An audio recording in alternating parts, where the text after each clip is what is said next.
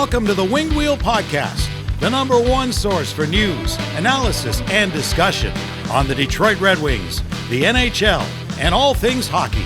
Here are your hosts, Ryan Hanna, Brad Crisco, and Evan Lopsinger.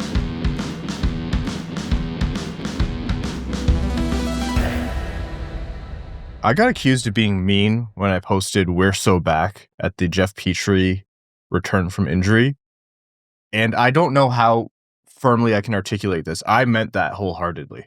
Like, how are you going to look at how this team has played without Jeff Petry and tell me that we're not so back when he comes in? And then they have a very stable defensive game and win 5-1 against Utah. We were so back for the game Jeff Petry played, and I wasn't kidding. I might be mean for different reasons, but not that. It's understandable to make that assumption. You do have a history of threats online this week. Threats for people who deserved it, like Sean Shapiro for his stupid relegation move. And for the record, I didn't threaten him. I just said the Board of Governors. That's true. Would probably take him out. You did the, hey, either pay this bribe or something bad might happen to your family type of vibe. Not that. Not so specific, Brad. That's called a liability. That's called a loose end right there, Bradley. Is that a threat? To you, brother, I've been threatening you for the last decade, and you're still showing up at my house twice a week. So very obviously, I'm not a real threat. The Red Wings were so back for a game, and then the next game they played a cup contender, and we were like, yeah, well, all that tracks. But still, lots to talk about. Folks, welcome to the Winged Wheel Podcast, here to talk to you about all things Detroit Red Wings hockey, the world of the NHL, and lots more. I'm one of your hosts, Ryan Hanna. I'm Brad Crisco. And I'm Evan. Evan told us that he used his biannual opening of an episode. That's right. Episode. So your next one's 2027? Or do you mean like twice a year or once every 2 years? I'm not telling you. You'll have to find out. Horrified. That's a threat. On this episode of the Winged Wheel Podcast, we're going to be talking about Detroit's 2 games since we last spoke and what this means for them. A lot of different roster stuff, actually, surrounding those games. People called up, going out injured, coming back from injury, etc. We're going to be talking about the fading playoff race and the race for the draft lottery, where Detroit stands, what has happened, and then what's upcoming. And then takeaways on the Red Wings lineup that I want to discuss along the same vein of the joke I was making with the whole Petry thing, but like genuinely, seriously, how even though Copp and Petry aren't necessarily big name players, the impact they have on their lineup in slotting. We're then going to have a conversation about the upcoming salary cap increases, more discussion on what it could be in years to come. And then basically, I want to just do a little conversation on a demonstration of what the salary cap equivalents are, because we have to do a lot of reframing in our heads. That's going to tie into the Chychrun contract, which was it was a big one, an interesting one. I would say it shed a lot of light on the situation in Washington, but Jacob Chychrun doesn't really have a lot of light in his home, evidently. Some NHL news, a prospect profile. Thank you for suffering that terrible joke before we jump into it. There's like 20 people listening right now who understood it and they appreciate the quality of it, and everybody else is like, what? The terminally online. Yeah. If we remember when we get to Chychrun, which is asking a lot of our cognitive abilities, we'll fill you in. Before all that, very quickly, this podcast is primarily supported by our Patreon supporters, patreon.com/wingedwheelpodcast. If you want to support the show, you get access to our bonus overtime episodes, which record right after these main ones.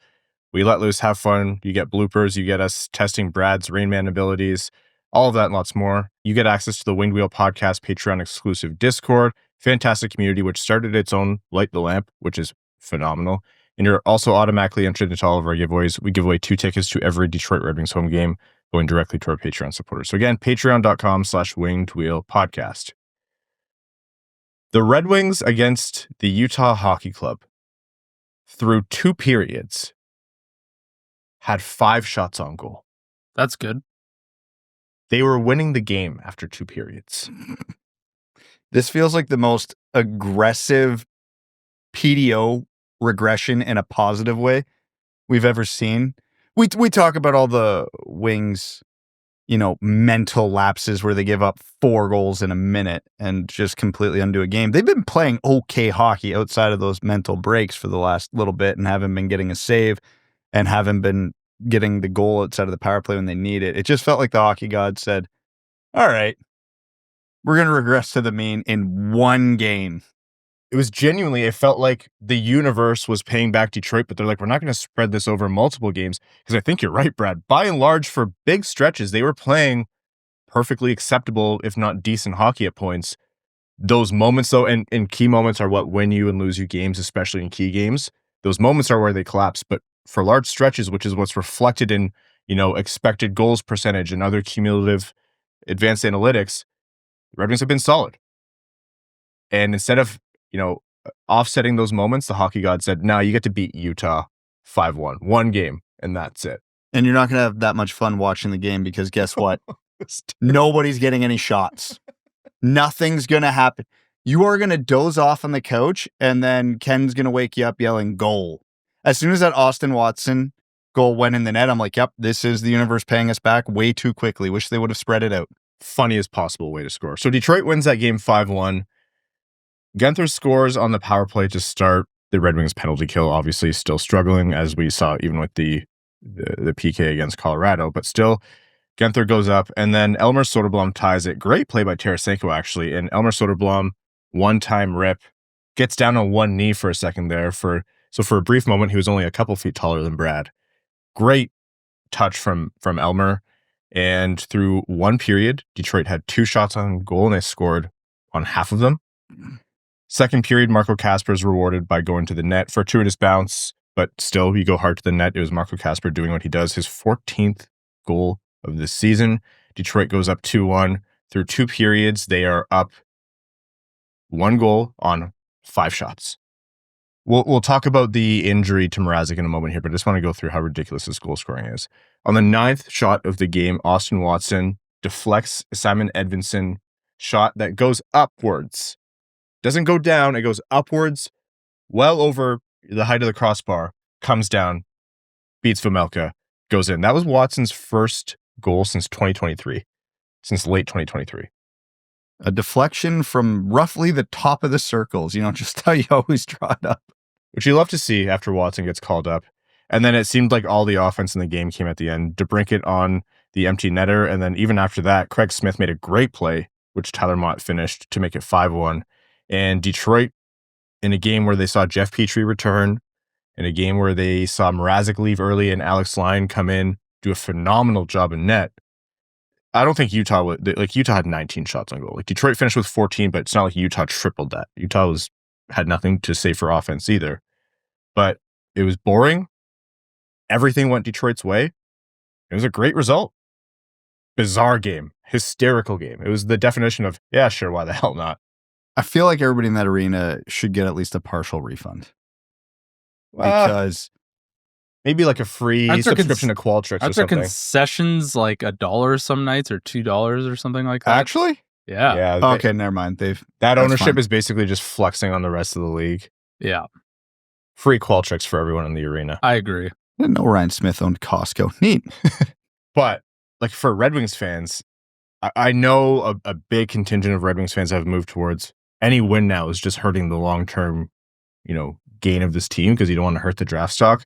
If you're scoring 5 on 14 shots, one of them being an empty netter, mind you, you're going to win that game every time. There's no team that's going to beat you when you're scoring 5 on 14. Unfortunately, we won the game despite our best efforts.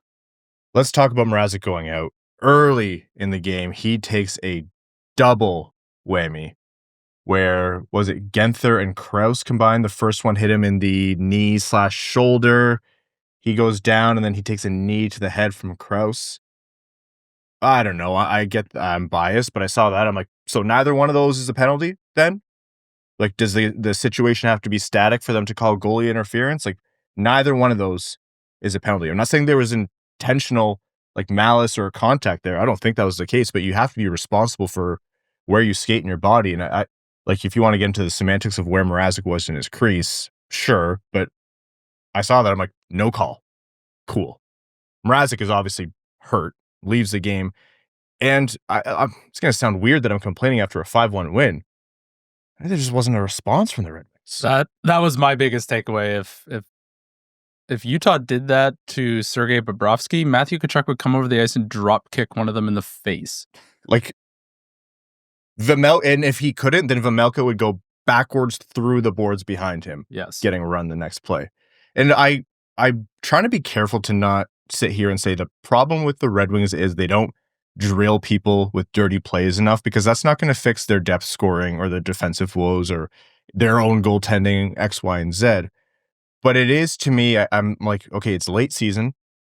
You either think you're completely out of it, or you think you need to be playing to 125% every game to hang on to this sliver of hope. I would have liked to have seen a response there, especially for a guy who just came back to your team, you just traded for. You know, goaltending's been a problem. Mrazek's been really solid for Detroit. It is great. They won the game. Their PK sucks, and so I think that's a takeaway with all this is their PK sucks, and I think there honestly is a directive to say we cannot afford stupid penalties, so stay out of it because our PK is going to cost us goals, and then we don't have the scoring to come back from that. But still, I'm like, Todd McLellan doesn't seem like the guy who would be like, don't stand up for your teammates and take a penalty just because our PK sucks. I think he would understand, and he's been around the game a long, long time, that sometimes you got to take a penalty to send a message and send them not only to the other team, but to Petr Mrazek as well. Like, yeah, he took 2 contacts, one going one way, one going the other, and nothing happened to it. If I was in that situation, I'd be a little upset if that was happening to me. We talk about this code and all this objectively stupid fighting stuff, but yeah, we know how dumb we sound. And we know how dumb the code is, but for the newer hockey fans that might be listening, it's probably worth explaining the code a little bit, at least in context of this, where Evan's right with the biggest point there. You're showing your teammate, hey, they shouldn't have done that to you.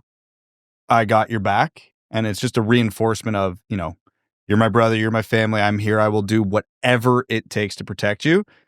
But also, you know, the Ryan Reeves of the world exist for intimidation. Now, he's so bad at hockey, he can't do that anymore because teams love picking on him at the hockey part of it. But if you're a guy who can play at the NHL level and you're on the ice, call it a Sherratt, a Rasmussen, whatever, you can handle yourself, and you see something like that happen and you do nothing about it, the other team and future teams on your schedule, because teams do pre-scouts, will see that and go, we don't need to be intimidated by this guy. We can do whatever we want. The Floridas of the world see that and go, oh, we are going to have fun with them because they're just going to run around like idiots with zero repercussion. Every once in a while, you have to grab someone on the other team and beat the absolute brakes off of them so that the next guy later in the game or the next team that comes in goes, maybe I'm not going to drive hard to the net because I don't want to deal with that. Maybe I don't give Larkin the extra cross-check in the back because I don't want to deal with that. Now, hockey players are stupid. A lot of them will do it anyway. But like a lot of guys won't. Like, if you're Logan Cooley coming down, you know Sherratt's on the ice. You just saw what happened to Mrazek, and you saw what happened to your teammate. He took a beating after that. You might think twice about the line you take to get the route, even if it's not as efficient for a goal or an assist. And again, it's a way dumbed down version of what it was in the 80s and 90s, where it's like, oh no, if you even look at Wayne Gretzky, I'm going to kill you. It still has a place in the game of, okay, this team is not to be messed with. I'm going to choose my actions carefully on the ice. And the Red Wings give off the exact opposite vibe of that. I think teams do not worry about a damn thing coming into play Detroit. And I get it. You can't do that every play, every game, all the time. 1,000%. It's stupid. You'd end up on the PK all the time. Your guys would get hurt, et cetera, et cetera. But every once in a while, you need to remind everybody, you can't do this to us. And it's been a long damn time since the Red Wings have given up that vibe. And one thing I'll push back on there is I don't even think you need to beat the brakes off of them. I think you just need to make sure that they know that when they go into a corner or after the whistle, something's going to happen that's going to be annoying as hell for them. It's going to piss them off. It's going to hurt them in the moment. And even if you lose the fight, they know, like, I'm really going to get hands up in my face after this play, or I have to worry about this stick up high, or someone delivering a cross check into my ribs or Cooley's ribs or whatever. Because you're right. It's never like, oh, I stop it and then it's done. No, that's not how the game goes. Anyone who's ever met a man in their lives, you know what testosterone does there. It's going to a lot of times escalate or still, but you need to make sure that you don't guarantee that you can get pushed around. Guys who I think do a good job. I think Ben Sherratt deserves a lot of credit, honestly. I think he's one of the very few guys I see in there constantly trying to do something. And Ben Sherratt is a first pair defenseman on this team. He can't afford to be in the box, and he's still out there towing the line as much as he can. On the Mrazek play, or I think who was on the ice, the most, I think, feisty player on the ice was legitimately Albert Johansson, who is about as, like he's not big. He's our size, right? Lucas Raymond is the one who hit Lindgren after Lindgren was feeding Dylan Larkin in front of the net yesterday. It was kind of a nothing hit. Lindgren just bleeds whenever you look at him funny, but still, like, you don't want it to be the case where your smallest guys are the feistiest ones and the ones who are going to stand up most, or it has to be a first pair defenseman. It's a whole different story. Sherratt shouldn't have to be Detroit's first pair defenseman anyways, but still, yeah, I don't even think you need to win the fights. Well, look at Tampa and Florida. They're probably the two best examples of it. They've got a lot of small forwards. They got a lot of guys who you wouldn't classify in the, tough guys of the league category. But if you do anything to any of their players on the ice, all 5 of them are in. It doesn't matter if it's a superstar or fourth liner. Something happened. You're fighting the whole team now. And again, it's not like gloves down, we're throwing bombs, but they're in the scrum. They're giving you a cross check. They're giving you a jab. They're making your life hell. And on the Red Wings, any given play, yeah, it's great that Lucas Raymond stepped up. I like that Larkin and Raymond are guys on the Red Wings that will step up. I don't care that you're a superstar. You're not above the team. When stuff like that happens, you should jump in. I'm annoyed that it's always 1 or 2 guys, and it's usually the guys you don't want in the middle of it because you can't risk them getting hurt. Where the hell is everybody else? Well, you only have a few options in this situation, right? You either bring in guys who can help establish this team toughness, this team all for one mentality. And, I would probably be one of the biggest critics of the Austin Watson signing. I think he's productive and he's tough, which is something I never thought I'd say, but he has 2 goals in 5 games, and that has been a pleasant surprise. But other than that, it's got to be nurtured and grown through the players you have. Yeah. Like, it has to be. So Lucas Raymond, Moritz Seider, Simon Edvinsson, Dylan Larkin, those guys, it might not be in their DNA, but you're going to have to grow this thing if you're not going to bring in more Austin Watson guys or guys with elite talent who have that trait, right? I will argue, at least with Raymond, Larkin, and Edvinsson specifically, they have it in their DNA. They're always in the middle of 90% of the crap. Seider, I get it. He has this, like, all right, I'm going to absolutely rock someone. They're going to want to fight. I'm going to skate away because it was a clean hit, piss off. I do want to see him engage a little more than he does. But again, there is an extent. You can't be doing it every game, every time. But again, we talk about this team and it's such a boring, tired, worn out narrative. But it's the depth. Yep. What are the issues we have on this team with the superstars in terms of attitude, fostering a culture, and production? None. They're great. Larkin, Raymond, Edvinsson in the middle of all the garbage. DeBrincat is in the middle of all the garbage. Yep. Sherratt, yeah, but he's a top pair defenseman, so you can lump him in with that. He's in it. DeBrincat even has the hooligan haircut now. Yeah, he looks like a guy who has a mugshot. I'm headed there soon, man. You're allowed to say that. Yeah. And then you look and it's everybody else on the roster. Where are you in these conversations? You're not providing on the score sheet. You're not providing defensively. You're not providing in the scrums. You're not providing in the toughness. Max put out a great piece today. We won't get into it too much today because we'll talk about it with him on Sunday. But he basically said, he's like, yeah, this team needs an overhaul in the depth. Like, a lot of changes need to be made. And not just from a on-ice talent standpoint, which is the biggest issue. But man, let's get some guys in here who, I don't want to say care, because I believe these guys care. They got a little sandpaper. Yeah, get a little more sandpaper. Get a little bit more of that nastiness to them. Yep. And you don't sign nastiness at the expense of skill. Let me be clear. I'm not advocating for Ryan Reeves. There is a line. If you can get 2 guys in the offseason, I don't even know who that would be.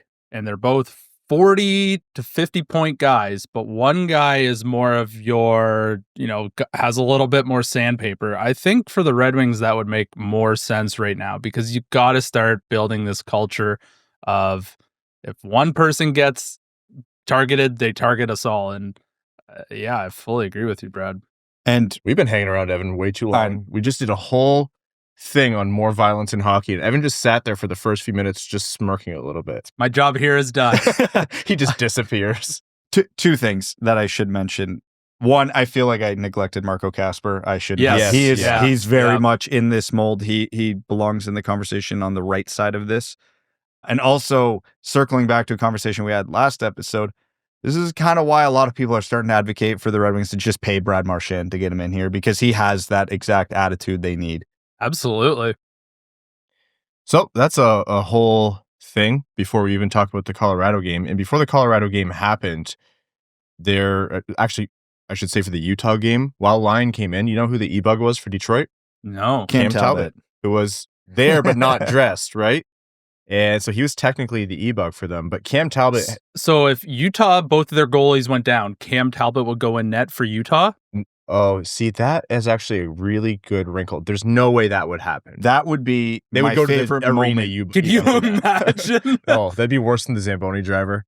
That would be my favorite moment in the history of hockey. Not actually watching Cam Talbot in Utah's net, but watching the reaction online afterwards. That would be legendary whining and argument. No, for that one, they would go to the in-arena e-bug. Section 212, row 5, seat 3. You are the e-bug.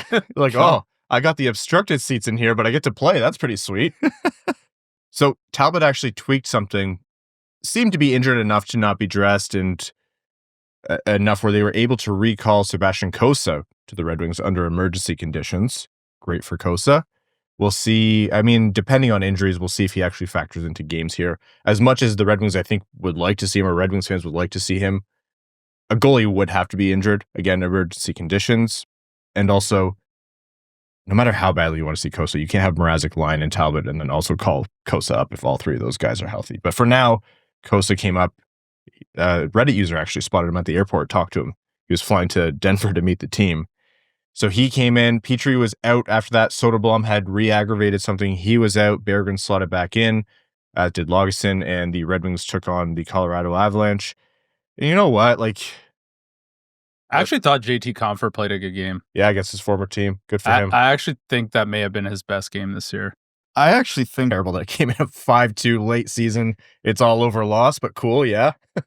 that was one of those ones where, yeah, it sucks the Red Wings lost. If you're McLellan after the game, you kind of go in the room, you look at what Colorado did versus what you can do and go, well, you tried. Like, they were It's a good team. fine given the circumstances. They just were severely outclassed, and it showed. I think their effort was fine.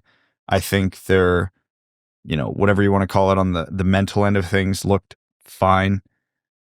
And yeah, I don't know how many times you play that game with all the injuries and everything the way it shook out that Detroit wins that game. One staggering thing for me that I noticed through that game is Colorado is in a different tier than the Red Wings, maybe a few tiers Yeah. than them in terms of speed, team speed, foot speed.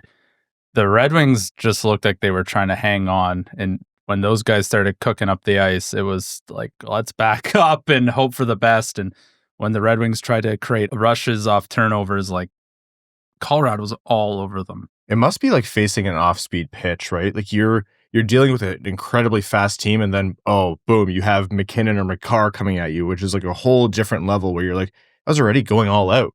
They skate fast north, south, and east-west. I think Max said like that team can play anyway, and that's what I noticed about them too. And that's why like early season or over the last couple of years where they were figuring out their depth or just kind of restructuring their top team on the fly, I never really bought, oh, they're falling out of it. I'm like, when you have that much high-end talent and your team is coached and run that well, you're going to find your way back into top form. McKinnon doesn't let anyone have a single shred of junk food. Like everybody's pulling the rope the right way, and their leaders are right at the front of that. No more Coney dogs. I would never be able to play on Colorado. No, he would kill you. I would never even be allowed in the building of the Van Andel Arena on $2 hot dog nights. How much money would you pay? Yeah, Evan's not dressing. Dietary liability. Yeah. I just, when he was talking about that, all I could think about is, imagine if the Colorado Avalanche signed Phil Kessel. If the Colorado Avalanche signed Luka Doncic, he would have the same frame as LeBron within 6 months. Imagine if the Nuggets signed him. Nate would walk across the city. The only comparable would be Dustin Byfuglien. Who would win, Nathan McKinnon's will or Dustin Byfuglien's willingness to not give it absolute shit about anyone? Dustin Byfuglien, and it's not close. You just never show up again. Dustin Byfuglien is the biggest certified beauty in modern NHL history, right? Like, shows up, is an absolute force, has a cannon for a shot, is almost literally a freight train hitting guys. One day just says, yeah, I'm done. I'm sorry to say, the guy got massive and not like jacked and became a pro fisherman. He's literally a pro fisherman now. You know, Dale Talon was talking about Dustin Byfuglien, and now I know we're way off topic now. I'm so sorry. Yeah, we're getting close to the offseason. But they were talking about how much effort they had to go to like try and keep him in like some sort of, you know, optimal weight range for his body. And they just said it was so difficult, but he was such a great guy and such an amazing player that was underrated until he was out of the league, I think. The lowest the opinion on Dustin Byfuglien ever was when he threw Evander Kane's tracksuit into the shower. That was the highest opinion of Dustin Byfuglien. It was low for like a millisecond there, and then everyone quickly realized, oh no, he was correct to do that. Yes. Yeah, Evander Kane needed that. Yep. Anyhow. I'm so sorry. No, it's okay. Hey, anytime we get a chance to reminisce about Big Buff, we're going to do it. Yeah. Absolutely. It should be a segment on every episode, but just talk about Dustin Byfuglien. Just weekly Dustin Byfuglien stories. But I understand we're a Red Wings podcast. We got to limit it to a few times a month. That's okay. Yeah, that's fair. So the Red Wings lose the Colorado game 5-2. JT Compher opens scoring on the power play. Like Evan said, great game from JT Compher overall, all things considered. And then the only other Red Wings goal from Austin Watson, baby. Simon Edvinsson also assisting on this one, but the Red Wings never really, like, Colorado, I don't want to say ran away with it, but they ran away with it. It was 4-1 before Detroit scored again. They scored on both of their power plays. It was just like Vegas, right? Like, Vegas never felt threatened by the Red Wings, and I don't think Colorado did either. No, and you know what? I do think Detroit even played a better game than they did against Vegas, but... Agreed. Yeah, you can see teams now. A very sad part about a team that doesn't make the playoffs is you still watch them play all these other teams, and the juxtaposition against Detroit that these teams are in, the top teams late in the year, it gives you a really good idea of who's poised to succeed in the playoffs. Because you can see top teams who you're like, why are you playing down to Detroit's level? And then you can see top teams are like, oh, you are not the same as you were in November or December. You are playing playoff hockey right now because you're getting geared up for the show. Yeah. And Colorado right now looks tuned up. Well, good case for us. We'll be able to see every other divisional playoff team until the end of the season. Detroit goes 1-3 on this little road trip here, and all in all, like, nothing really surprising in terms of results. As of right now in the standings, they are 3 points back with one more game played from the wild card. So again, the numbers aren't astronomical. They had a lot of other losses. Montreal, Ottawa lost. The Islanders have lost in extra time twice. The Rangers lost. Columbus won their most recent game. So it's not like people in these last couple of days have run away with it, but Detroit still has 3 teams, Columbus, New York, and New York, ahead of them before you even get into the Montreal and Ottawa wildcard spots. So that's where Detroit is at in that race. Slim chances. And I did the math. Like, if you project out the second wildcard spot as per their current points percentage, it's probably around 88, 89 points. And so Detroit over the rest of the season is going to need, in 11 games, they're going to need 17 points to reach 89. And that is just, you can't afford, I think you can afford maybe like 2 more regulation losses or something like that. If that happens, I would love to go back and look at Washington's schedule and see when they had 89 points. Like January 10th? Where are they at now? 103. Wow. It might be. It's it is a very different game this time of year for these teams. So that's where Detroit's at. Upcoming, whether you think it's an important game or a crucial game or you've lost all hope, they have 2 games. Thursday at home against the Ottawa Senators. If Ottawa falls out of it, they're going to have to lose that game to Detroit in regulation. And Saturday, Winged Wheel Podcast Night at the LCA against the Boston Bruins at home. 2 divisional matchups. Ottawa is a factor in the playoffs. Boston is not. They're worse off than Detroit. And then we're going to be back with you on Sunday. All right. With that, we're going to take a quick break to hear from the sponsors of the Winged Wheel podcast. And when we're back, more conversation on the Red Wings and the NHL and prospects and plenty more. Back after this.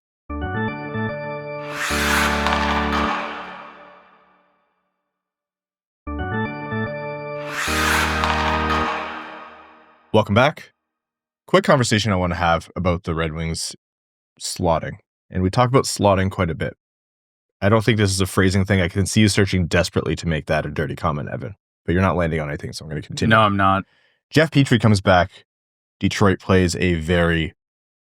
I mean, Utah didn't put up a great effort, but Detroit plays a very solid, structured defensive game overall, relatively speaking. Andrew Copp goes down and the forwards are a complete mess. And that happened at the same time as a lot of other things, sure. But to me, there's a reckoning with Red Wings fans where it's like, why is Andrew Copp going out? Why is Jeff Petry going out? Those aren't, high-level players. That shouldn't sink a team. And the obvious answer here is, I think, one, in the correct role, they're more effective than they get credit for. But more importantly than that, even though it seems like an unassuming support post in the entire structure, it is a critical support post. Who did the Red Wings have to put in on right D when Petry went out? First, it meant Johansson had no reprieve for when things got too tough physically or the minutes got too tough on that second pair right side. And it means you had to play Justin Holl way, way more than you wanted to, which we've seen as a disaster. Andrew Copp was acquitting himself well under Todd McLellan as the second line center. And yeah, you had moments in there with Marco Kasper, who's done well in that role here and there. And all honestly, Marco Kasper has, if they lost Marco Kasper, that would be a whole different story. But Andrew Copp allowed them to hold the structure of their offense where there weren't very many configurations where they were great. But while he was there, it gave them the opportunity on any given game to show up. So that's a big thing on this team where I think people sometimes conflate, this player is bad where they are, and thus they are bad overall and they should be off the team versus, no, you just want them lower down the lineup. I think Ben Sherratt is a player you want on this team, but by God, you don't want him playing first pair minutes. It's just you're over deploying him. Jeff Petry last year when they were playing second pair right D all the time, that you were over deploying him, especially considering there was no Simon Edvinsson on the left. Like, the slotting on this team is a big conversation, and that's what really good depth solves as well, right? Like, these better high-end teams, yeah, they have the superstars like Makar McKinnon, but then they have really effective key role players that don't play in the first line or top pair, but are crucial support posts. Well, it's a two-tier problem because you talk about slotting and it starts at the top, right? If we just go by, I know this isn't how the lines are deployed right now. If you go by DeBrincat, Larkin, Raymond, they have 3 legitimate top line forwards. Great.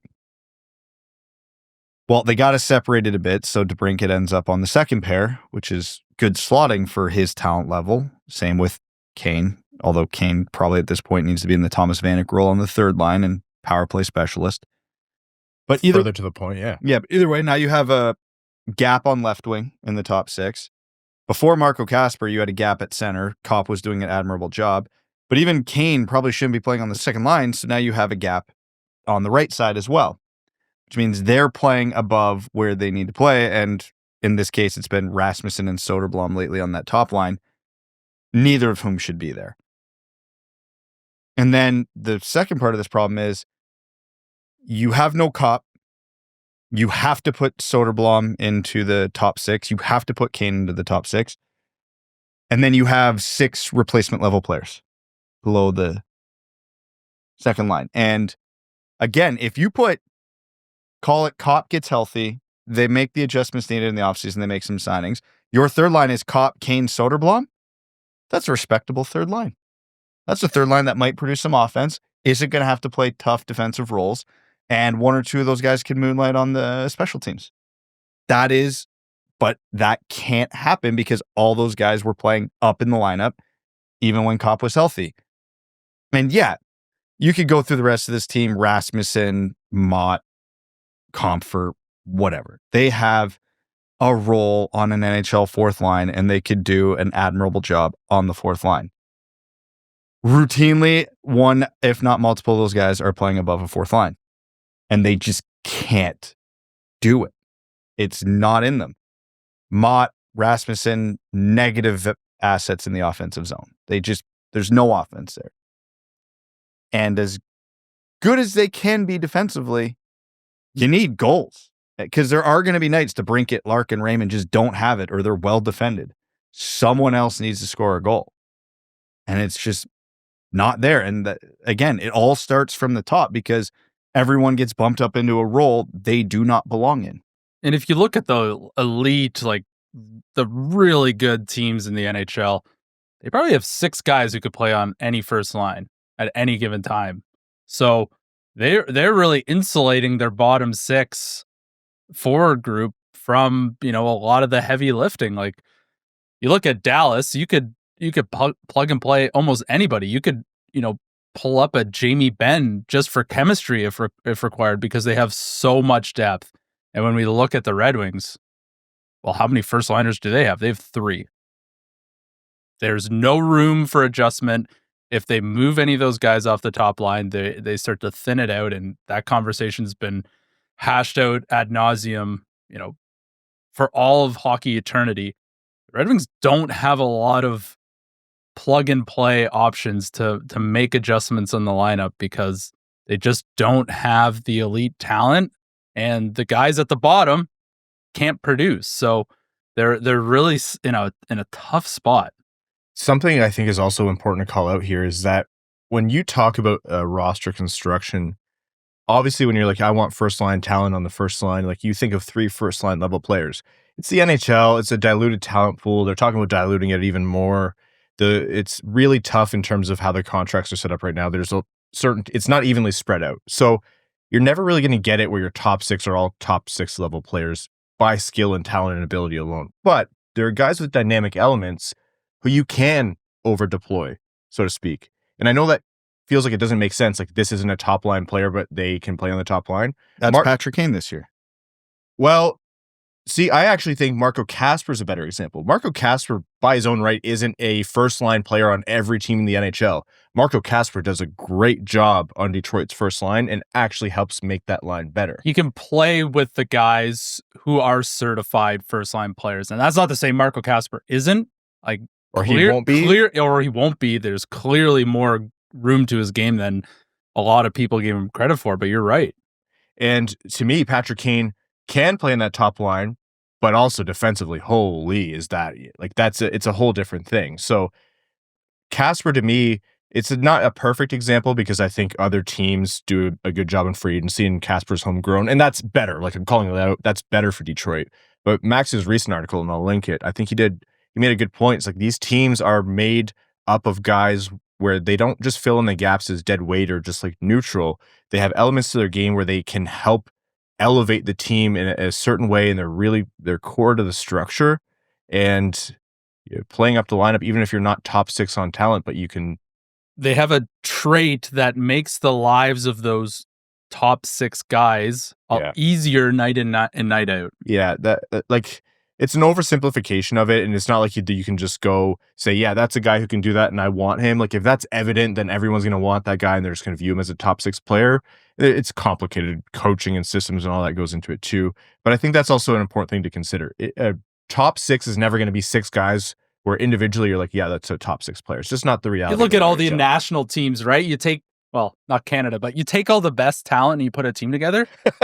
It comes down to chemistry, right? Like some of those tournaments are such a disaster because these guys are used to having the puck on their stick all the time. So yeah, it's very interesting for some teams. I sent us off the rails there. All that to say, like you look at the core pieces of what Detroit has and you see the vision there. That's why I refuse to be doom and gloom about the future. It's the support posts around them. You want it so when Andrew Copp goes down, it hurts the third line, but not the first line or the second line kind of thing. And you want it so that Ben Sherratt can be a force physically and not have to play the toughest minutes of any defenseman on the team or tied for it. You love Ben Sherratt as a number 5 defenseman. You're concerned as a number 2 defenseman, right? Yeah, exactly. That's all it comes down to. And again, if you had a third line next year for the Red Wings, of, call it Soderblom, Copp, and Kane. And you had a second pairing of, call it, we'll just go with Edvinsson Johansson again for argument's sake. And then a third pair of, let's call it Sherratt and a half decent free agent. You look at that bottom six and bottom pairs and go, we can make that work. Okay, well, who's playing second line right wing? Who's playing first line left wing? Who's playing first pair left D? Like, again, this is all with the caveat, and I'm sure people were between the lines. Yzerman's done a bad job selecting guys to play in the bottom six. They're just not good hockey players for this level, and same with the bottom pair D. But those are the secondary problems. Mm-hmm. It doesn't matter even if you do get the good bottom six guys, like Copp's had a good season and all the guys we've laid out, if they can't play in that bottom six role. And like, just to round this out, when a rookie has a predictable cold spell or they're going through a tough part of their game in the learning process where it's like the new energy of it's fading and you're like, hey, Johansson is struggling on that second pair right now. We need to give him a step back to breathe, but we don't want to take him out of the lineup completely. You don't really have that luxury. Like, you're not going to stick Justin Hall up there and be happy about it. You know, Marco Kasper, like, okay, you want to take him away from center responsibilities for a game based on the opponent or based on his last game and just, you know, stick him on a wing where he can feel comfortable and work on something. You don't have that luxury if there's your next best center option is like Michael Rasmussen, who you also need to be your first line winger that game. Anyhow, all right, that's the Red Wings for now. Other Red Wings notes: Emmitt Finnie finishes up his season. Fantastic season as usual for Emmitt Finnie. Kamloops Blazers, 37 goals, 47 assists, 84 points with the Blazers, one of the top points per game in the dub this year in the WHL. He is headed over to Grand Rapids, so excited to see what he can do with them. He's played 3 games in the AHL before last season, but looking forward to Emmitt Finnie continuing his wildly successful career as a 7th round, 201st overall pick. So congrats to Finnie. Really excited to see more of him. The salary cap. And what inspired me to talk about the salary cap today was... I'm being blindsided right now. You are being blindsided. This is, you know, hey, you want to surprise me with when you're going to open the show? I'm going to surprise you by not telling you about the segments we're going to do. Touche. I also, this is half the time you don't listen anyway, so it's usually a surprise for you. What? When I rattle off the segments at the start of the show, like, oh no, yeah, never, right? No, gun to the earth. I couldn't even get the first 2. The salary cap has been an ongoing discussion because people are talking about it going up quite a bit in the coming years. And we have like the memos as to what it's projected to be: 95.5 million next year as opposed to 88 this year, 104 million the year after that, 113.5 million the year after that. It's reported that teams believe 2028, 2029 could be 120 million. So you're talking $32 million more than what we have right now in just 4 years. Cap Chychrun signed an 8-year, $9 million extension with the Washington Capitals, had a career year, gets rewarded for it. Hell of a big contract. And I mean, the term and the number are scary. Like, that's quite a bit of money for Chychrun. And he's not that far removed from some pretty disappointing years where he would have been worth nothing close to $9 million. But with the cap going up as it is, Evan, skill testing question here. What's $9 million worth 2 seasons from now? What would if you take that percentage of cap this year and apply it 2 seasons from now, what would that be? 6% of the cap? It is... Oh, that was fast. Yeah, 9 Stats million is nature over here. 9 million is not 6% of the cap. It's 10.23% of the cap right now. Oh, right now. Sorry, I thought you meant in 2 years. In 2 years, it's also 8.65. Yeah, well, close enough. That's a rounding error. Not really. In a $1 billion organization, that's a rounding error. Not really close. This is the guy with the... I want to be clear. This is the guy with the math degree on the show. To be completely fair, there weren't a lot of numbers in my math undergrad. Yeah, that's when I stopped caring about math. But a $9 million contract right now, if you took that percentage of cap and you tried to sign someone to the same contract 2 years from now, that's 10.6. And if you believe that $120 million number 2 years after that, that is almost 12.3. That is a wild leap. His contract next season is 9.42% of the cap. 3 seasons after that, it's 7.5% of the cap. Like, there's a reshift, there's a reframe that I think needs to be happening in our heads when we see these numbers, because it's not really the same in my mind as to it's not the same mathematically as to what we expect $9 million to be. So you're saying sign Marchand, Tavares, and Marner because we can afford it. Those numbers are going up. And The longer you wait, you know what? There actually probably is an argument to be made in terms of the timing, because I know we've been the patient ones saying it doesn't matter when you get the superstars as long as you get them. There might actually be some logic to, hey, there might be a bit of a weird transition where teams are still a little hesitant to give out the $14 million a year because it feels like a lot. Maybe jump on it now, because that could be 16, 17 in a year or two as everybody realizes the market adjustments. 4 years from now, if you take what a $14 million contract would be by percentage of cap 4 years from now, what do you think it would be today?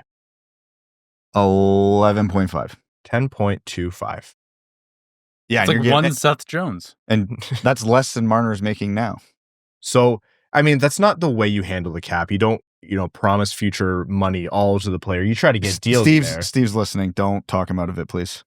But still. Superstars you do. This is what I'm saying.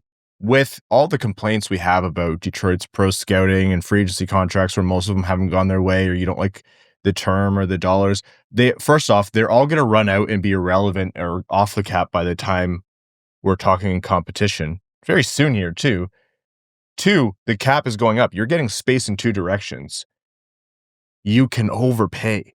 Like for good players, for the love of God, we got to specify that. No, for good players, but also let's use the Marchand conversation last episode as an example. I think there was a lot of really good criticism about, hey, are you really going to give that guy at that age 3 years with his injury and surgery history and $7.5 million? And there's a really good argument against that, but you have to remember $7.5 million today is not going to be close to what it's going to be 4 years from now. Would you pay Brad Marchand 5.8 for what he will be at that point? Probably. It's 5.5 would be the equivalent. Yes, and you would do that even in a diminished role. If Brad Marchand's getting 40 points a year, you're happy with that contract at that age. He's got 47 points in 61 games this year. Yeah. I'm paying more than that. You're worried about the injuries with him, but still. And I do want to specify one point you made, because you are objectively correct about a lot of, if not all, the Red Wings problem contracts are off the books within 2 years. Oh, perfect. We can get more. Which the hesitancy and why we're critical is that the best predictor of future events is past events, and Yzerman's got a very bad track record with free agents. So I'm not exactly filled with optimism he's going to take all that cap space and spend it wisely. But if he does, if he does, they're in a great spot. If he doesn't, we're in this loop forever. That's my thing. It's like it doesn't take a lot of different moves for this team to be firmly in a wild card position right now. Like you don't need, if you're expecting your GM to be perfect, you're insane. It's the same way if you're expecting every top 6 player to be top 6 quality, you're insane. A couple different moves. And this team's not far off. They feel far off. They're far off from Colorado. They're not far off from Montreal or Ottawa. There's no way. I'd say the best GMs in the NHL over the history of the salary cap are the ones who make the least mistakes. They don't make the best moves. They make the least mistakes. Yeah. Again, you could even hyper simplify this. And we'll just go dollar for dollar as close as I can, signing for signing, to just balance it out as much as I can. You take Erik Gustafsson and Vladimir Tarasenko off the team, and you don't get rid of Gostisbehere or Wallman. You even pay Gostisbehere $1 million more per year than what he's making in Carolina to entice him to stay here. Forget Wallman. Let's do Perron. I'm done talking about Wallman. Let's do Perron. Gostisbehere and Perron. They're in the playoffs right now. Just those 2 things. That's 2 huge problems solved. Yeah. They're 3 points out. I understand all the teams they have to jump, but those 2 moves, I guarantee you, they're more than 3 points higher in the standings right now. Anyways, would you guys have signed that 8x9 for Chychrun? Oh, yeah. Yeah? The only thing that really scares me about Jakob Chychrun is his availability. He's been constantly hurt all the time. It must be all the candlelight Robbie dinners he's having. Is he going to be able to find his way out of his house to get to every game? Yeah. So that's the big one for me. But I always thought that he would end up staying back in Washington because he's had such a tough time. His timing in Arizona was marred with disagreements with the GM and the executives there. And then Ottawa is Ottawa. So the fact that he's having success first year into Washington and the team is doing well kind of felt like he was going to stay there. It's a mixed bag. For me, that contract really depends where you're at as a team. I get it for Washington. I've always looked at Chychrun, and this could be unfair, and this could be my simple mind not evolving over time. I've always looked at him as a souped up Shane Gostisbehere. I don't like him defensively. I love his offense. I feel like for $9 million, you need both to be worth that, but I think his offense is so good. I could stomach that. I think any contract around that length, you worry about the back half of it, but he's not super old, so he's 26. Yeah, I think 34. He'll turn 27 in a few days here. 34, 35. He's probably still fine. He's probably not $9 million good, but to the point you made, well, that's $6 million on the cap, $5 million on the cap by that point. So it's probably fine. And from a Red Wings standpoint, I don't think if they get opportunities like that, which obviously they didn't in this case, that they have the luxury to say no. If they can get players of that caliber, they kind of just have to. I'm kind of surprised that they gave him that contract, though. And for the reason of there's a lot of things going well in Washington. I get that. You don't want to mess with something like you turn that around on a dime. Huge credit to Washington. They made a couple shrewd moves. They took a big risk with Pierre-Luc Dubois that has worked out for them. Their goaltending is working out phenomenally, which is the backbone to all of this. Of course, and you don't want to mess with what's working. But with Chychrun, I agree. Like, that's the term and the money. Like, I think Chychrun got more than what he's worth, even considering, equivalent contracts in 4 years. $9 million is like between 6.5 and $6.75 million contract. So that, like, if you're doing the 4-year outlook, but still, he's not really doing everything all over the ice to have guaranteed like a maximum term and top dollar for a player of his caliber. I'm kind of surprised they didn't say to him, hey, you got it good here. This is very obviously a good thing. It's a great fit. Let's work with each other. You'll get the 8 years. You take a little bit of a haircut. Maybe he did take a haircut based on his ask, but the unrestricted free agency was a big leverage point for him too. Yeah. Washington basically had every GM's wet dream ever this offseason. They overpaid made a bunch of risky moves, and they all worked out. Like, it feels like it's never happened. And every time you look at those types of moves, you're like, that's going to be terrible immediately and for the long term. And for Washington, it's worked out perfectly. Like, imagine where this team would be if Dubois was what he was in LA, Chychrun was what he was in Ottawa, and Logan Thompson was what he was in Vegas, which wasn't even bad, but it wasn't this supernova that he's going this year. How many points in the standings is that worth? It's probably a lot. Yeah. I don't know. Like, I get there's a lot of contention on whether they're the real deal. I think they are. Like, I don't know that they're necessarily going to go all the way. They win a bunch of playoff rounds over the next 8 years with that Jacob Chychrun contract, or if they even win a cup, like, they're not going to care about the length of that or how many games he played. They just want rings. All right. That is enough on NHL news. Let's get into this episode's prospect profile. This one, none other than a player out of Czechia, Radim Mrtka, defenseman, 6'6", about 200 pounds, right shot. Sound familiar? Brad, who is Mrtka, and is this a player of interest for the Red Wings? So the fact that he's a right shot D might throw a wrench into it, because there's going to be a very good argument if the Red Wings are picking in the top 10, 12. Are you drafting a guy who, by all intents and purposes, will be your best case scenario second pair right D, but if Sandin Pellikka hits, probably your third pair right D? Is that the best use of assets? And I will absolutely hear that argument. However, he's really damn good. He's a bit of that unicorn in the sense that, well, he's 6'6", but he skates pretty well for his size. I'd say he skates pretty well compared to smaller guys. I'd say he skates exceptionally well relative to his size. Not going to be a burner in the NHL or an elite skater at the NHL level, but again, when a 6'6" player, it's average is exceptional. You know what I mean? Mm-hmm. And he started off in Czechia and was playing, I think, on the senior team there, not getting a lot of ice, not getting a lot of role. So decided to head over to the WHL this year and playing with Seattle, who are terrible. Someone was saying he's played like over 30 minutes a night in some games there, which is insane. But he's averaging something like 27. He's playing power play. He's playing penalty kill. He's almost a point per game. Like, he is just dominating the WHL. And you see a 6'6" defenseman and you go, okay, there's value there no matter what, just because he can skate. We can mold that into a good player. But he's got some feel, some touch, and some offense. Man, that's an intriguing package. I don't think he's going to be Mo Seider. I don't think he's that level of good. But man, if those are your top 2D and Mrtka is even 80% of what Seider is, you're laughing. And then Sandin Pellikka can play a sheltered role in the bottom pair and just light up the power play and not get exhausted.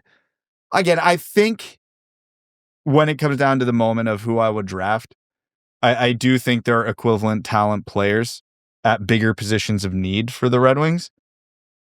But I'm telling you, if your right side for the next 10 years is Seider, Mrtka, Sandin Pellikka, it almost doesn't matter who's on the left side. Oh, and by the way, you have Edvinsson.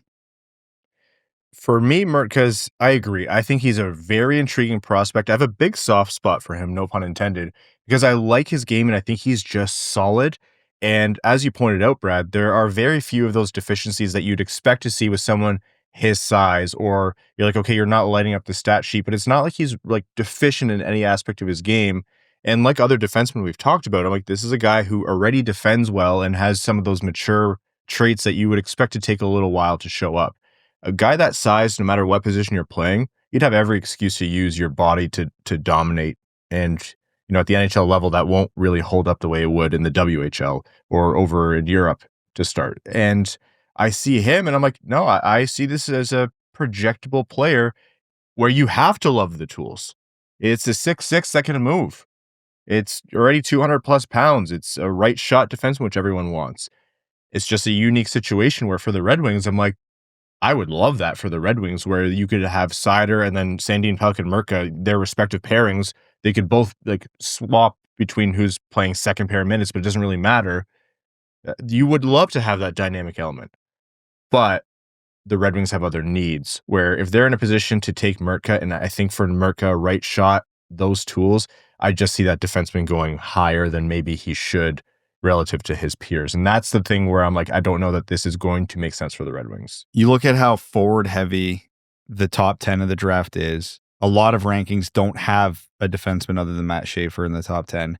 But we've talked about it. Someone's going to reach. You're not going to see Matt Schaefer drafted and then 9 forwards after. It just doesn't happen that way.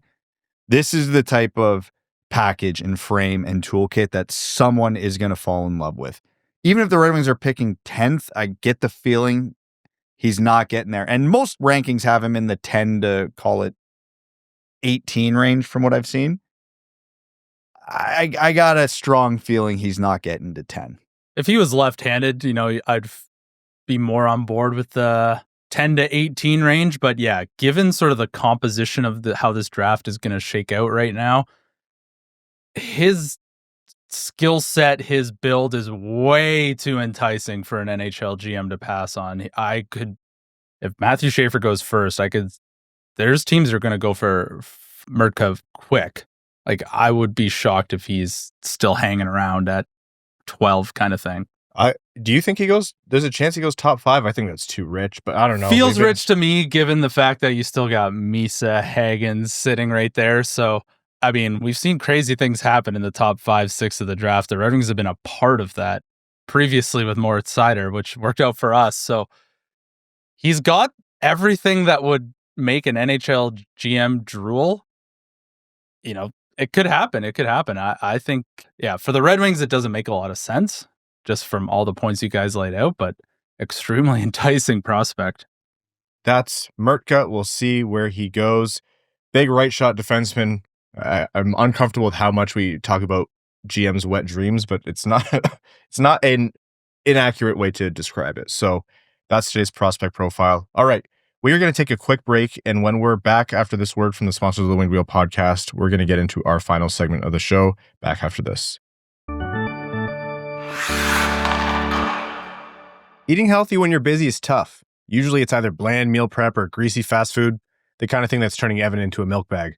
But with Tempo, we don't have to choose. Their chef-crafted, dietitian-approved meals give us quick, delicious options without sacrificing nutrition. Our latest delivery from Tempo featured the filet mignon with creamy mushroom sauce and the spicy chipotle beef and sweet potato bowl. Both were incredible. The filet was tender and rich, while the chipotle beef had just the right kick. Best of all, they're ready in just 3 minutes, way faster than waiting for takeout.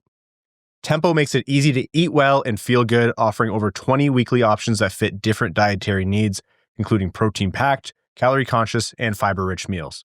And right now, you can try it at an incredible Winged Wheel podcast discount. For a limited time, Tempo is offering our listeners 60% off your first box.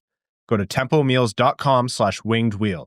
That's tempomeals.com/wingedwheel for 60% off your first box. tempomeals.com/wingedwheel. Rules and restrictions may apply. We're going to overtime. Overtime is brought to you by our Patreon supporters. Again, patreon.com/wingedwheel podcast if you want to support the show, the bonus episodes, the Discord, the giveaways, all of that and lots more. Before we get into it, I should have said today's a religious holiday. So for all those who observe, happy Turtle Day. 1997, on this day, Darren McCarty exacted retribution on the Turtle Lemieux. Big day in Detroit. God, let's just reminisce about the old days. That's all you. It's that time of year where you're like, it's Turtle Day. Soon is going to be the celebration of previous cups. And you're like, oh, man. If I was Steve Yzerman, I would negotiate Moritz Seider's contract on this day. You should. Oh, that's when you should have done it. Yeah. Make the agent make Claude Lemieux be in Detroit to sign his client's contract today. Okay. Questions from patrons. Trevor DeWeird says expansion is likely incoming, and teams that are most negatively affected by an expansion draft are teams with lots of young, good, or cheap players that they can't all protect. So is there a scenario where the expansion draft in 2 to 3 years cuts into the ceiling/cup window of Detroit? I just can't imagine the loss would be something that you couldn't come back from. No. And also, usually the young teams, depending how young, benefit because ELCs are exempt. Yeah, it all depends on the rules that they use, but yeah. Yeah, so by the time those expansion come around, DeBrincat might not have his contract will be expired by then, so it would depend if he has a new one. But even if we count him, you got DeBrincat, Larkin, Raymond, Kasper will probably be over the threshold. Is that it for valuable forwards who won't be on an ELC? They'll probably sign a free agent or two that'll be worthwhile, but if it's 3 years from now, Danielson will be on the ELC, Sandin Pelech will be on the ELC, like MBN would still be on an ELC, Cossa would maybe be a gray area, but Rasmussen's gone. Oh no. What are we actually would he even be in contract, but depending on how far out it is, it could be expiring. It's up to me. He's traded this summer, but that's another conversation. Matt says, can you honestly see a scenario next year where a tandem of Talbot and Mrazek gets us to the playoffs? Talk me off the ledge because it feels like we're just going to wait around another year for Kossa's number 1 season or for us to be competitive. Talbot and Lyon, I was like, I could see it. Talbot and Mrazek in the same way, I could see it. It's still longer odds, but I've seen what Mrazek has done for Carolina and for Toronto and for Chicago. Like, he has those seasons. I also don't think Talbot's, for an NHL goalie, Talbot's still old. He's going to be hurt. Cossa, if he doesn't outright make the team next year, he will still get called up. Like, he will be the number 3, and we've seen how much the number 3 means in Detroit. They have 3 goalies most of the year. So, yeah. Could those two get you there? They could. Are you confident? No. I'm not confident about anything. No, what are you confident about right now in Detroit? The Pistons. The Lions. What a weird time to be alive. Kangaroo Court Jester says 2 questions. First, what players would be the best judge or prosecutor in a Red Wings Kangaroo Court scenario? They have to be on the Red Wings? Yeah. Why? Who on another team do you think would be good in court? There's definitely someone from an Ivy League school. I think Ben Sherratt would do great. Just charm the... He's way too handsome. Yeah, he's too, you look at Ben Sherratt, you're like, I'll believe anything you say. Yeah. I don't know who else. Rasmussen, he just stands there and stares at you. You're like, Rasmussen's guilty. He's the defendant and he's guilty. Look at his eyes. Him and Lyon, they're co-prosecutors. They just stare. They're like, they got the Tanev stare. Yeah, that would be terrifying. All right, and next question: was the hot streak worth giving the kids hope, even if it means a lower tier prospect in the draft? Yeah. Look, there's no way. Yeah, yes, because you need. Imagine the Red Wings without knowing that Johansson can be an everyday NHLer. Imagine the Red Wings without knowing that Marco Kasper has the ceiling and the ability that he does. 14 goals this year. I'm not going to say, it's good to move down the draft order, but there's no function, there's no way to guarantee losing games, practically speaking. These kids are as good as they are, and there's no benefit to suppressing them. So absolutely. The takeaway from the core and the kids is the biggest takeaway this season. Sweet paywall insider says, who is the first guy you would want to see go in the offseason, and why is it Tarasenko? Is it Tarasenko or Hall? Flip a coin. Between the two, honestly. Yeah. With Gustafsson, you're like, the contract with how much you can bury, that's a whole different story. But between those two, I don't know. You see moments from Tarasenko lately where it kind of inspires hope, and then you have like a 5-game stretch where you're like, that's what I get for hoping. His decline has been significant and unexpected, perhaps. I feel that health-wise, that guy he's probably one of the biggest names in the NHL today, where it's like his career could still possibly be top tier if his health and his health management had held up. Give it Simon the Hart says, if we get Marner somehow, who is coming off the first power play unit to fit him in? Depends. If they get Marner, they may not be re-signing Kane. So that could be the slot. Or you have 2 good power play units for the first time in a while. I wouldn't be opposed to 5 forwards. Their Canadian That's How says, if you're Boston right now, what are you thinking in light of what's happened to your season in St. Louis's since Montgomery was fired? Brad's right. Yzerman should just be calling on Pasta every day. Like, don't interrupt your enemies when they're making mistakes. Yes. Boston fans would have told you Montgomery wasn't the problem in Boston. It was like the next level up. Yeah. They couldn't get a save. They couldn't get the save, and this team was managed in such a way where this was bound to happen. Everybody's been predicting the downfall for like 4 years. It just finally happened. I don't know. I don't know that I buy the roller coaster up is up and down is always down anymore in the modern NHL. I think it's a lot more zigzaggy than people give it credit for. I really do believe that Boston mismanaged themselves into this position, because I still have strong belief in Jeremy Swayman, Charlie McAvoy, David Pastrnak.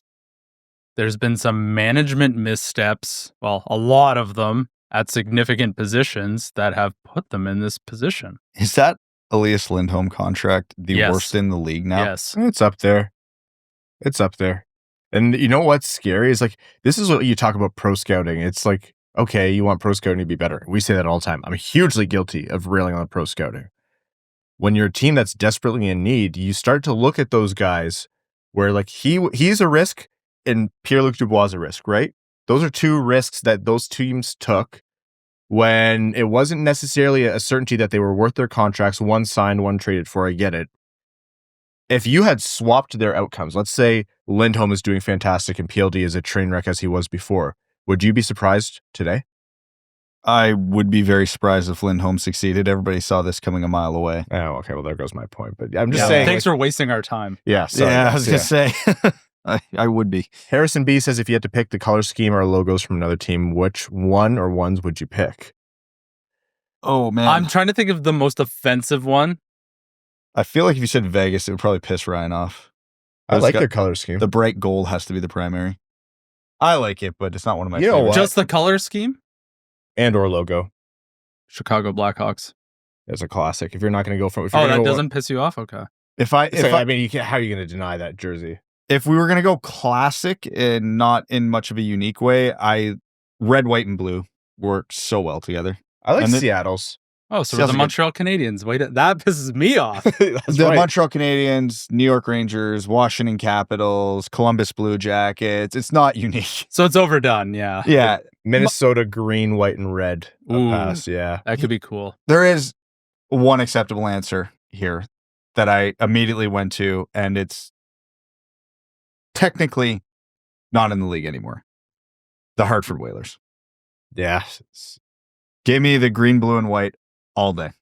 James Pridemore says, hey guys, love the work you do. My question is, does Yzerman even have a chance of landing the talent the Red Wings need, so the high-end talent we've been talking about, particularly if Patrick Kane goes to free agency? That's just adding weight to the task, and with Rantanen locked up, Marner may not even be on the table come July 2nd. So to get it out of the way, all of this is unlikely, just statistically speaking. And to get it out of the way, it's unlikely because Detroit's not a playoff team, and it's going to be hard to convince those guys to go to a team that's not already winning somewhat. So that has Detroit on the back foot. That's a really good point about Kane, right? Like, if you don't guarantee that Kane's on your team, Kane carries the aura and the prestige and the weight in the locker room that matters to these guys. Fans lose sight of what matters in the locker room, but it's huge for the players. Can he? Absolutely. I think no matter what you feel about Steve Yzerman right now, he still carries very strong reputation across the league. Detroit's facilities are excellent. Detroit has a great young core. Will he? I'm sorry to say, it's still a long shot.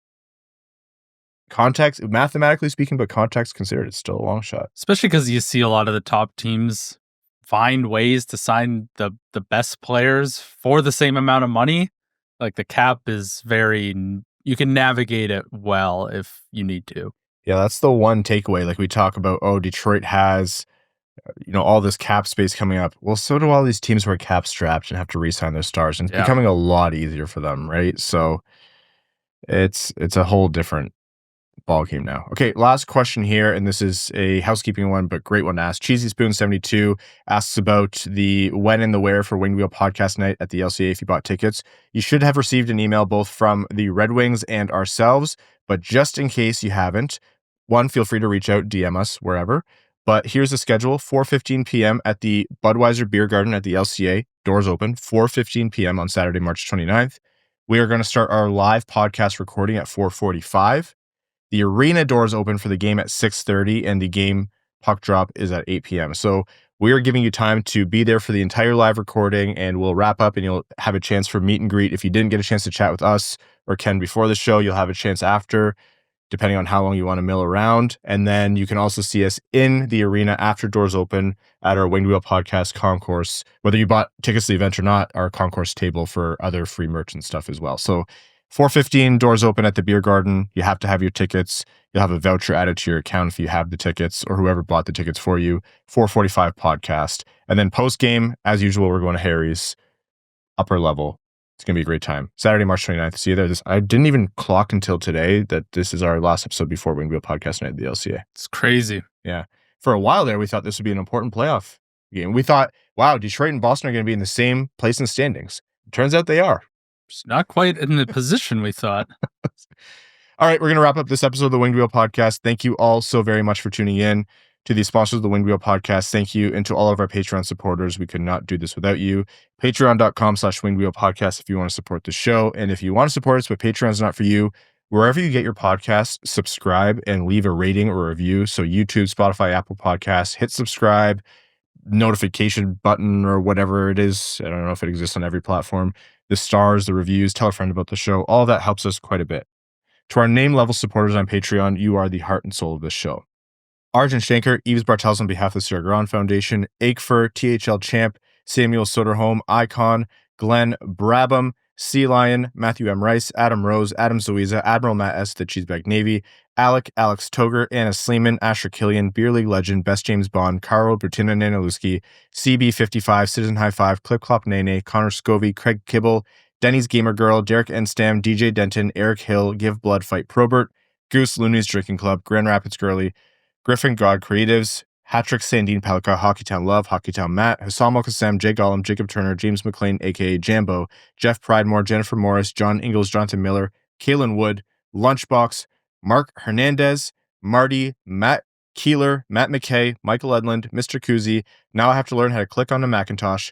Oompa Loompa Pekkanen, Podgy 713, R.A., Richard Perkins, Roy Donk, Ryan Britt, Sam Bankson, Skeletor, Slim Smitty Cards, Stephen Artlieb, That's What I Appreciates About You, The Krusty Nuisance, Wallman's Elite Dancing D, Wings Fan of Chicago, Iser Plan Stan, Aaron Hudson, General Andy Bohan of the Cheesebag Army, A.A. Ron, Albert Johansson, All Motor No Hands, and Stanislavski, Another Future Consideration, Baked Starfish, Bellingham Acid Balls, Bex, C.E. Hayes, Chris Felinsky, Commander Ben Barron of the Cheesebag Space Force, Connor Leighton, Corey Prida, Darren Fick, Drop the Puck, Dylan Larkin, Trade Sacrifice, Eric Nance, Evan Beckner, Evans Ham Radio, Gene Sullivan, Grepsky, Griffey Boy, James Pridemore, Johnny Page, Jeremiah Dobo, Jim, JM Rhapsody, Josh Yelton, Chaotic Monkey, Kevin McCracken, Quaz, Larkin's Loyal Lemming, Linda Hull, Lonnie Zone, Lucas Raitmond, Mitch Minier, Morning Wood, Noted Soderblom worshiper Joey Jojo Shabadoo, Ophelia, As Good As It Gets, Re-ban Ryan Hanna, I'll sign that petition, brother. Roy Mudbutt, Ryan M, Sandy P, Right Hand D, Steven, That Other Guy, The Hodag, The Hat123, Trent Thorough, Wingspan of St. Louis Scott, and your second favorite patron. Twitter can't ban me in person. See you in Detroit Saturday. Thanks for tuning in to the Winged Wheel Podcast. Be sure to visit wingedwheelpodcast.com, where you'll find links to subscribe to the show on Apple Podcasts, Spotify, YouTube, or wherever you get your podcasts. You'll also find ways to support the show, like Patreon, official podcast merchandise, and more. And don't forget to follow us on X at Winged Wheel Pod, at Ryan Hanna, WWP, at Brad Crisco, and at Hockeytown Evan, as well as Winged Wheel Podcast on Instagram.